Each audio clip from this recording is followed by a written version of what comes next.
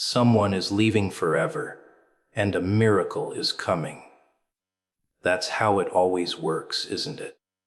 You can't have one without the other. Something precious walks out the door, gone for good, and everyone cries about the loss. But what they don't see is that the empty space it leaves behind, that's where the miracle fits. Life doesn't hand you gifts while your arms are already full. It rips something away. It breaks the pattern. It leaves you gasping, and then, when you're raw enough to notice, it slips in the impossible. Pain makes room for wonder, and loss clears the stage for something greater to step in. When someone leaves forever, people panic. They cling, they scream, they bargain. Because the thought of forever feels like a knife pressed against the throat. It's not just distance. It's not just silence. It's a hole ripped out of the fabric of your life. And yet, in that hole, something stirs. Because forever isn't just about endings. It's about the space it opens, the void it creates. You see, when someone leaves forever, they don't just walk away from you. They take with them the noise, the clutter, the weight you didn't even know you were carrying. And suddenly, there's room. Room for something new, something strange, something you weren't ready for but needed all along. That's where the miracle hides, not in the comfort of holding on, but in the terror of letting go. Most people miss it because they're too busy clutching at what's slipping through their fingers. They can't stand the silence, so they drown it out. They can't bear the emptiness, so they stuff it with cheap replacements. But if you sit with it, really sit with it, you begin to notice the cracks in the world around you, and through those cracks, light starts to pour. It's almost cruel, isn't it? That the greatest gifts don't arrive when you're smiling and safe, but when you're broken, when your hands are trembling, when you can't see a reason to keep breathing. That's when the miracle steps in, uninvited, unavoidable, because it knows you're finally fragile enough to notice. Think about it. Miracles don't land on crowded tables. They don't knock on doors guarded by laughter and certainty. They slip into the shadows left behind by absence. They crawl through the void, hungry for a place to root themselves. And you become the ground they grow in. Without the loss, you'd never be soft enough to let them in. Without the goodbye, you'd never even notice the arrival. The tragedy is the price, and the miracle is the payment you never thought you'd get. Forever feels cruel because it leaves you standing there, staring at the space where someone used to be. You ache, you rage, you curse the sky. But look closer. That space is not empty. It's preparing you. It's stretching you, hollowing you, making you capable of holding more than you ever could before. Because if you were never emptied, how could you ever be filled? If you were never broken, how could you ever be remade?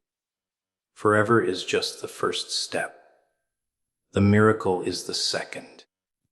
They are linked like shadows and light, like breath and silence. One cannot exist without the other.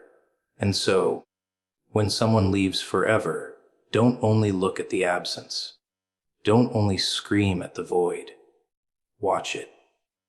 Feel it.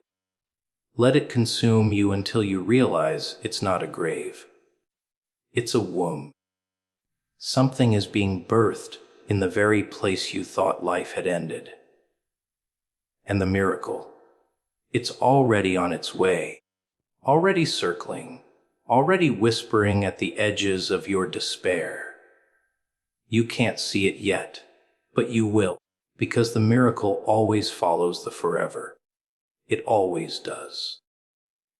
Miracles don't bloom in comfort. They don't arrive when life is polished, tidy, and neatly wrapped with a bow. They show up in ruins, in ashes, in the aftermath of something that tore your world apart. That's the strange, cruel beauty of it. You think loss is the end. That pain has stripped you bare and left you empty. But it's in those ruins, in the charred remains of what you thought would last forever, that miracles take root. They thrive where everything else has withered. They breathe where hope has suffocated. And the irony is, you never see them coming. Because you're too busy mourning what you lost to recognize what's being born in its place. It's like life has a twisted sense of humor. It waits until you're staring at the wreckage, until you've accepted there's nothing left worth salvaging. Then, suddenly, it drops something impossible into your hands. Not when you feel ready, not when you're standing tall, but when you're on your knees broken.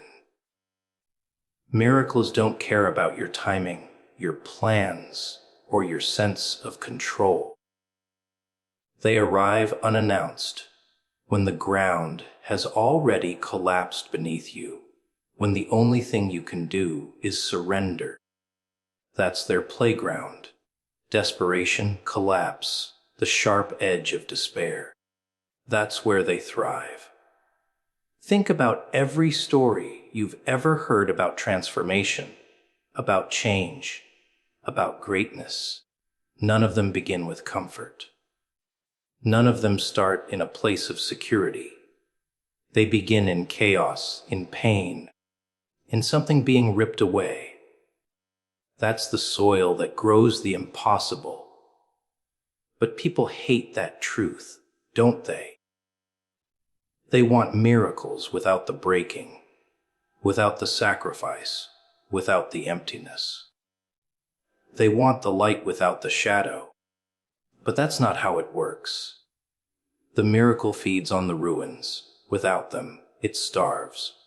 And so when loss comes, when someone leaves forever, when the world as you know it collapses, you can fight it, you can resist it, you can curse it. But the miracle doesn't care about your anger. It doesn't need your permission. It's already stirring in the background, already winding its way through the cracks. The ruins are not just ruins. They're a foundation for something else, something beyond what you imagined. And if you dare to stop looking only at the ashes, you might notice the spark already glowing beneath them. People waste their energy asking, why me? Why now? Why this? They claw at the past, desperate to glue it back together. But miracles don't live in the past. They live in the aftermath. The ruins are the invitation, the raw stage set for something new to perform. And isn't that what makes them miracles? They don't need your plans, your certainty, your approval. They need the exact opposite, your surrender, your collapse, your silence. They need the ruins, and they'll use them as fuel. So yes, miracles thrive in the ruins of loss. Not in spite of the destruction, but because of it. They are the proof that endings are not what they seem. That forever gone doesn't mean forever empty. It means something else is daring to grow in the cracks, waiting for you to notice. You just have to be broken enough, desperate enough, empty enough to let it in. Because without the ruins, there would be no miracle. And without the loss, you would never recognize its arrival. Forever gone does not mean forever empty. People confuse the two, like children terrified of the dark because they assume nothing lives in it. But the truth is, emptiness is never really empty. It's a trick, a mask, a stage waiting for its next act.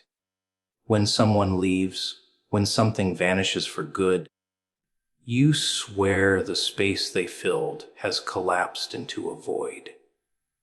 You tell yourself nothing will ever grow there again. But life is far too mischievous to leave you with a blank canvas. That space begins to breathe. It starts to whisper. It hungers for something to arrive, and sooner or later, it will be filled. The human mind hates the idea of absence. It wants permanence. It craves control. It aches for everything to stay just as it was. But permanence is an illusion, and control is a joke.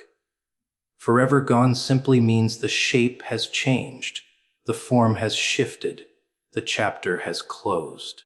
It doesn't mean the story has ended. Look closely, behind the grief, behind the silence. You'll see something else stirring. Something that couldn't have existed while the old was still clinging to you. You see, as long as your hands are full of what you've lost, you can't take hold of what's next. The universe knows this. That's why it rips people from you, strips away comforts, forces you into the unbearable, because without the tearing, there would be no room for the miracle to crawl in. Think about it. A tree sheds its leaves every year, and it looks like death. The branches stand bare, the air grows colder, and everything seems lost. But it's not empty, is it?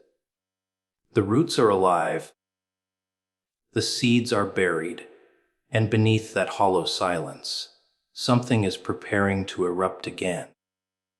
Forever gone is just another way of saying the cycle has turned, that what once was has done its part, and what's to come is gathering strength in the shadows. People forget that. They see the loss, they feel the sting, and they call it the end. But endings are deceptive. They are simply doorways disguised as walls. The real cruelty isn't in the loss itself. It's in how blind we are to the possibility that follows. We wrap ourselves in grief. We worship the absence. We kneel at the grave of what was, never realizing that something else has already taken its place. Forever gone doesn't leave you barren. It leaves you transformed. And transformation is messy. It feels hollow. It feels cold. It feels unbearable. But that's only because you haven't yet noticed what's being born in the shadows of that emptiness. Most people can't stand the silence long enough to discover it. They rush to fill the gap with noise, with distractions, with anything to avoid the ache. But the ones who endure it, the ones who stare into the hollow without flinching, they're the ones who finally see it. That forever gone does not mean forever empty. It means a new form, a new presence, a new miracle creeping in where the old once stood. And when it arrives, you realize the truth.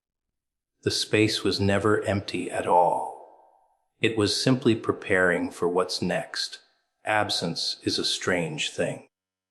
People treat it like a monster, like a thief that rips everything away and leaves them hollow. They cry over what's no longer there. They scream into the void. They beg for the past to return. But absence isn't just a thief. It's also a stage being cleared. Imagine a theater where the old actors walk off. The curtains fall, the lights dim. For a moment, the stage looks abandoned, dead. Yet behind the curtain, something else is being prepared. Something new waits to step forward. That's what absence really is. It's not a grave. It's a preparation for wonder. The world is full of people who mistake silence for emptiness, loss for finality, endings for death. They can't see that the silence is breathing, that the absence is pregnant with something they haven't yet met. Wonder doesn't arrive when you're drowning in noise, when your life is cluttered with too many attachments. It arrives when the slate is wiped clean, when the void aches so badly you think you'll never recover. That's when the extraordinary slips in, uninvited, unnoticed by most, but undeniable for those willing to stare long enough into the dark. Absence creates space, and space is not nothing, it's possibility. Think about it when someone leaves, when something vanishes. You don't just lose them. You gain a cavity inside yourself, an emptiness you can't stop feeling. And as painful as that cavity is, it's also the one place where something new can grow. Wonder can't settle into a heart that's already crammed with yesterday. It needs the ache, the hollow, the room to stretch out and take root. Absence is the gardener, ripping out the old, cutting back what no longer belongs, leaving behind raw soil, waiting for the seeds of something greater. But people resist it, don't they? They rush to fill the absence with replacements. They plug it with noise, with distractions, with shallow comforts, terrified of what it might mean to just sit in that emptiness. They never give wonder the chance to arrive, because they're too busy running from the silence. Yet the silence is the birthplace of every miracle. It's the one place where wonder is allowed to bloom, because it doesn't have to fight through clutter or beg for attention. In the absence, it has all the room it needs. Absence is misunderstood because it feels cruel. It feels like betrayal. But step back and look closely. It's not cruelty, it's preparation. It's clearing out what you thought you needed so you can finally receive what you were meant to find. And the wonder that fills that space is never something you could have predicted. That's why it's wonder. It shocks you. It unsettles you. It feels impossible, yet undeniable. The next time you feel absence pressing against your chest, don't mistake it for a void. Don't confuse it with death. Look at it for what it truly is: a stage, an opening, a waiting room for the impossible. Absence doesn't kill wonder, it creates it. And if you're willing to endure the to let the silence surround you, you'll discover that absence isn't a thief after all.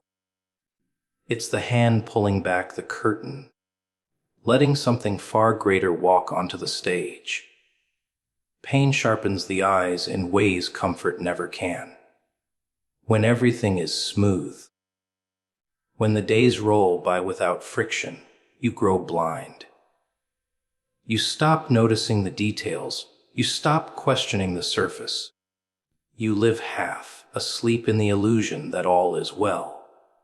But when pain slams into you, When something tears through your carefully built walls, suddenly your vision changes. You see cracks where you once saw perfection. You notice shadows where you once ignored them. Pain slices away the fog and forces you to stare at the truth without a filter. It doesn't ask for permission. It rips your eyelids open. Most people curse pain because it hurts, and of course it does. But the hurt is the very thing that wakes you up.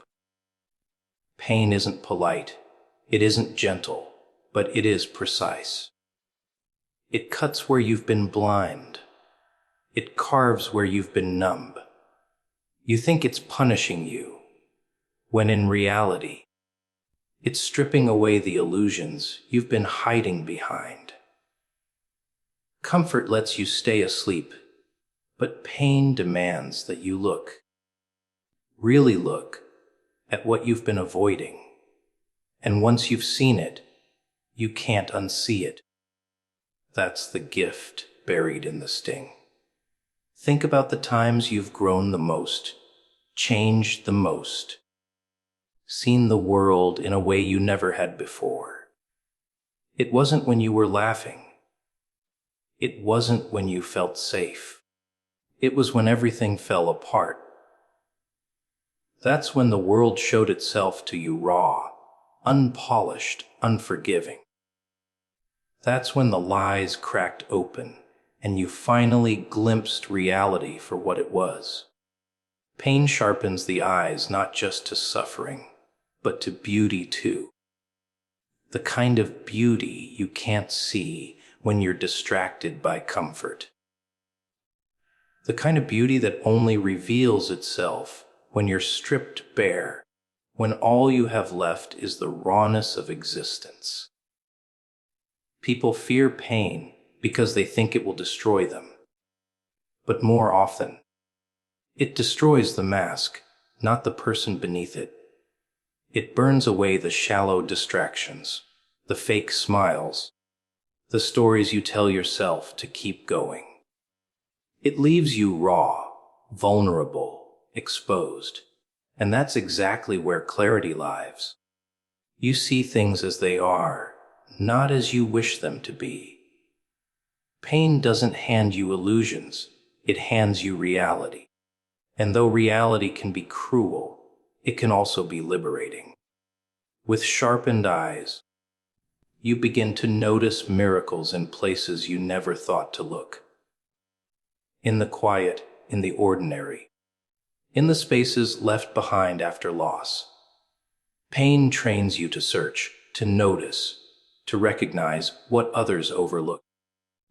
You start to see how absence creates wonder, how loss clears the ground for growth, how endings whisper of beginnings. None of this makes the pain easy, but it makes it purposeful. It turns the ache into vision. Pain doesn't just sharpen your eyes, it changes what you're able to see. It takes you beyond the surface and drags you into the depths. And while most run from it, those who endure it discover truths hidden from the comfortable. They learn that the sting isn't just suffering, it's sight. It's the world tearing off your blindfold, forcing you to notice the miracles buried beneath the ashes. That's why pain, as much as it burns, is the one teacher you can never ignore. It demands your attention, and in doing so, it gives you vision no comfort ever could.